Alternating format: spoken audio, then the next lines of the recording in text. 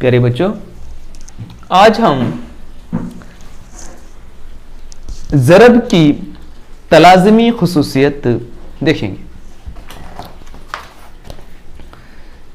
ज़रब की तलाज़मी खुसूसियत हम जमा में देख चुके हैं कि जब भी तीन या तीन से ज़्यादा अदाद को मुख्तलिफ गिरूह बनाकर जमा करते हैं तो जवाब में कोई तब्दीली नहीं आती।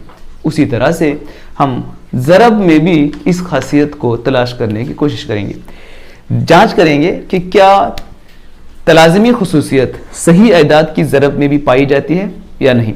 मैं चंद अदाद यहाँ पर लिया हूँ, उनकी मिसालों के ज़रिए हम हल करेंगे। एक मसला इस तरह दिया गया है, नफ़ी 3 ज़रब नफ़ी 2 ज़रब 5। दूसरा मसला कुछ इस तरह से दिया गया है, नफ़ी 3 ज़रब नफ़ी 2। इसका ग्रुप बनाया गया है, ज़रब 5 दिया गया। हम इसको हल करके देखेंगे। ये होगा बराबर नफ़ी 3 ज़रब 5 दूनी 10। नफ़ी की अलामत रहने की वजह से नफ़ी 10 बराबर